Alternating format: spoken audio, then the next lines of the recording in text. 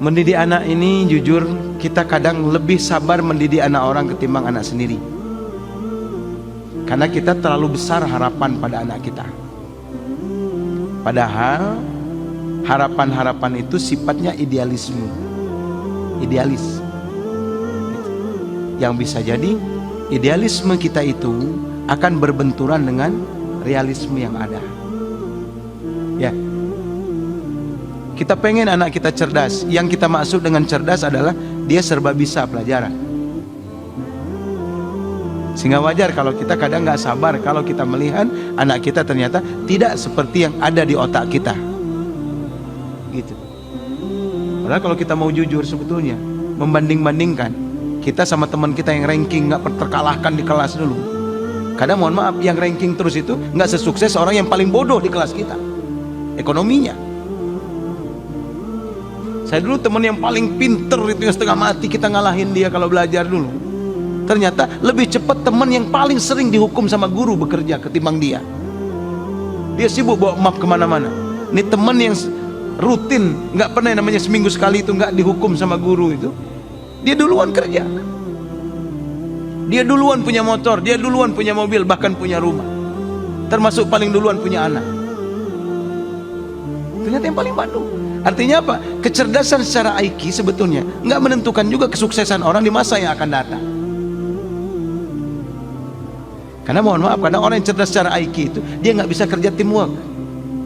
Dia nggak bisa kerja secara tim, egoisnya tinggi.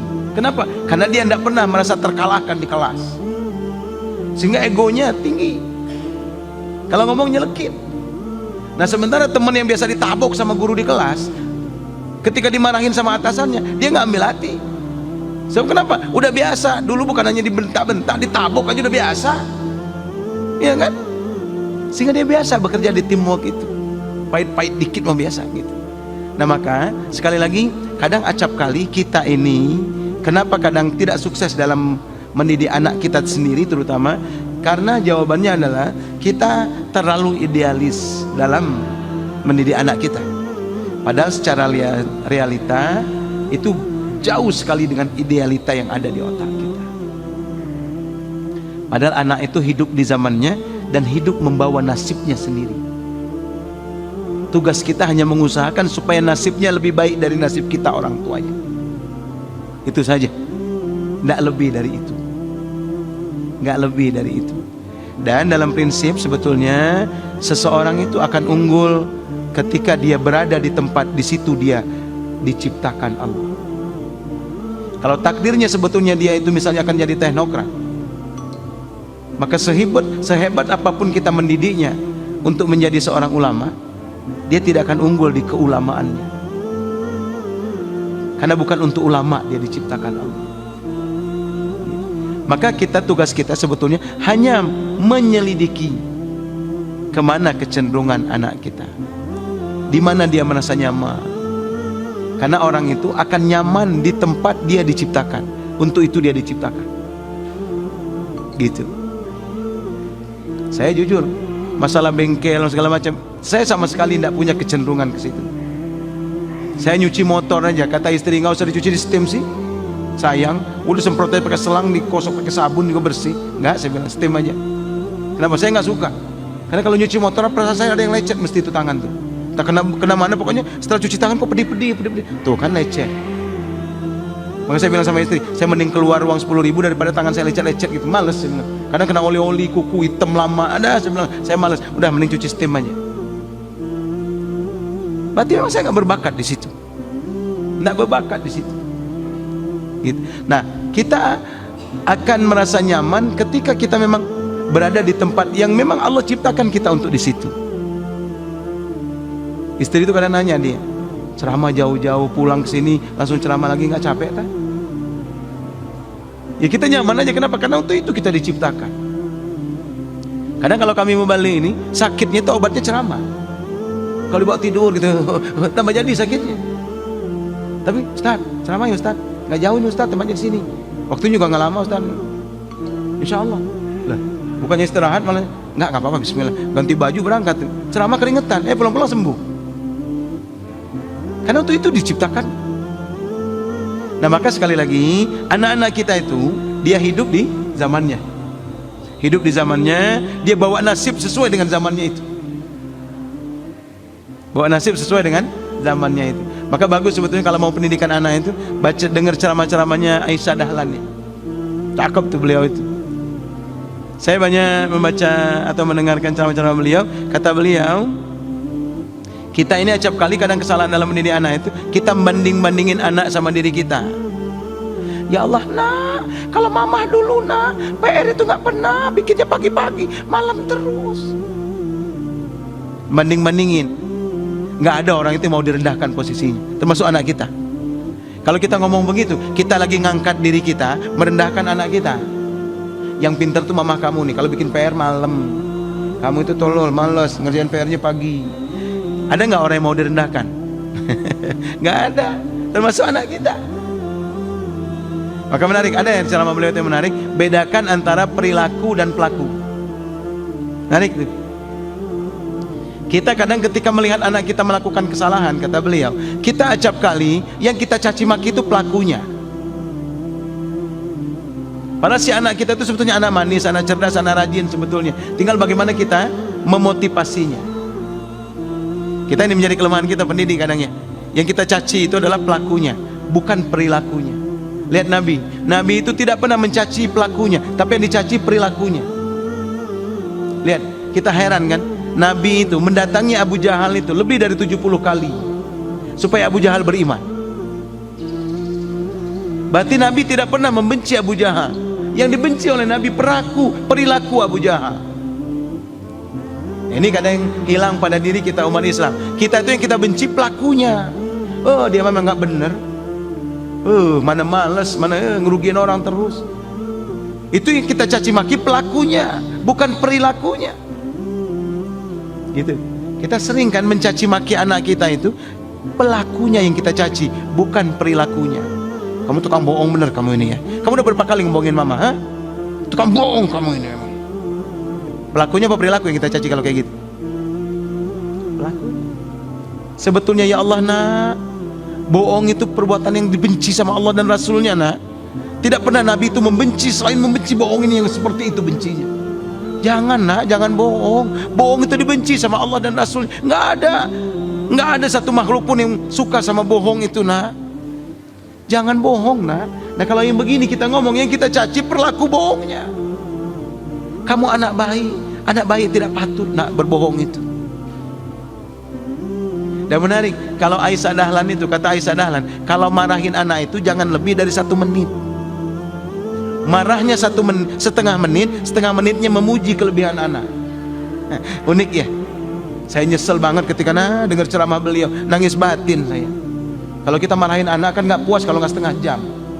Duduk sini kamu. Kamu ini memang ya Allah nak, nggak benar kamu ini. Kamu bikin kesel. Waduh, setengah jam. Pokoknya kalau dia belum manggut ngantuk, nggak selesai kita marah itu. Padahal setengah jam kita marahin anak itu, apa yang ada di benaknya si anak? Dia tidak mengakui kesalahannya. Yang ada di benak anak kita apa? Ayah pemarah, ibu cerewet. Ada nggak harapan anak kita akan berubah? Dia nggak mengakui kalau dia salah, karena pesan kita itu tidak tersampaikan. Yang ada di benak anak kita itu, bapak gua galak, mak gua bawel. Itu yang ada di benaknya. Sehingga ketika dia curhat sama temannya, gua nggak betah di rumah. Kenapa? Bu, bapak gua mah nggak kayak bapak lu. Bapak gua mah galak yang minta ampun. Mak lu, mak gua lebih bawel lagi. Ya Allah, nggak ada manusia yang lebih bawel dari mak gua. Lihat. Sementara kita berharap anak kita berubah jadi baik. Bayangin coba. Tapi pesan kita ketika marah itu tidak tersampaikan. Menarik tuh. Bagaimana kata Aisyah Dahlan, subhanallah. Pernah anak saya pulang terlambat. Anak TK umur 5 tahun, dia main game sama temannya. Pulang jam 2, pulang jam 3 kata dia. Gimana nggak gelisah saya? Jam 3 belum pulang. Tahu-tahu dia pulang jam 3. Assalamualaikum. Saya ingat betul kata beliau, marah itu 1 menit, nggak boleh lebih dari 1 menit. Setengah menitnya buat marah, setengah menitnya buat muji kelebihan anak. Bayangin, udah marahnya cuma boleh 1 menit, dibagi pula, ya kan? Maka marah itu sebetulnya bukan mencari kepuasan batin kita pribadi, kita ingin merubah anak. Itu yang penting sebetulnya. Sehingga apa katanya? Tapi marah harus sampai. Kalau kita nggak suka itu harus tersampaikan sama si anak, jangan nggak tersampaikan. Maka diberi waktu setengah menit. Sini nak, sini saya. Mama kecewa lo sama kamu. Mama marah lo karena kamu terlambat pulang kayak gini, nggak ngasih tahu mama. Mama kecewa. Seharusnya kalau kamu pulang terlambat begini, jangan bikin gelisah mama. Nah, kamu telepon mama, ma, saya akan terlambat pulang, saya pengen main game sama temen di rumahnya. Jangan bikin gelisah mama. Nah udah setengah menit, sudah selesai, cukup sampai di situ. Tapi sudah tersampaikan. Kalau dia pulang terlambat, mama marah. Apa kata anak saya kata dia? Aku udah telepon ma, aku telepon pakai HP mamanya temanku, tapi mama nggak angkat-angkat. Coba lihat di HP mama. Akhirnya ketika 3 kali aku telepon mama nggak angkat, aku yakin mama lagi sibuk. Maka aku nggak telepon lagi. Aku lihat di HP ku, iya ada 3 panggilan tak terjawab. Coba bayangin kalau kita marahin setengah jam. Katanya ketika anak kita, aku udah telepon mama kok. Yang bener, kamu nggak usah ngotak. Iya, ini bikin malu kan? Tuh. Setengah menitnya untuk muji si anak. Saya tahu nak, kamu anak yang jujur. Saya tahu nak, kamu sayang sama mama. Saya tahu nak, kamu anak yang pintar. Nah, muji. Jadi ketutup marah kita itu sama harapan-harapan kita. Kamu anak yang jujur. Seharusnya kamu tidak mengulang ini lagi ya sayang. Saya yakin kamu akan berubah besok. Kita marah itu harapannya anak berubah, bukan melampiaskan amarah kita. Maka kalau kata Aisyah Dahlan, marah itu jangan lama-lama. Sebab kalau lama-lama itu banyak dosanya, ya kan? Coba kalau marah lama-lama, dasar kamu ini ya, kayak bapaknya kamu, kayak istri saya tadi. Ini paling kayak bapaknya Menel, katanya. Nah bapaknya ikut. Padahal nggak ada hubungannya surat cinta itu sama saya kan? Dan seterusnya dan seterusnya.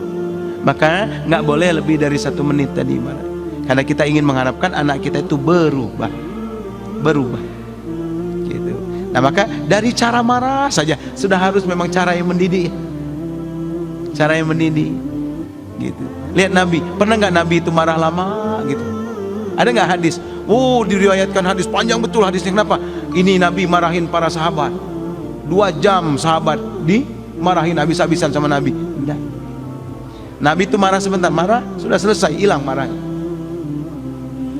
Maka ini yang perlu kita sampaikan pada anak. Jujur, saya menyesal sekali dengan hal ini. Karena kesibukan kadang kalau istri lapor, tadi anak gini. Oh, udah saya panggil sini. Duduk. Kalau saya masih gaya kolonial dulu marah itu. Karena kalau saya marah saya tanyain sampai anak itu nggak bisa jawab. Benar? Saya dapat informasi dari Umi, kamu melakukan ini betul? Betul? Kenapa melakukan itu? Aku pengen tahu aja. Izin dulu nggak?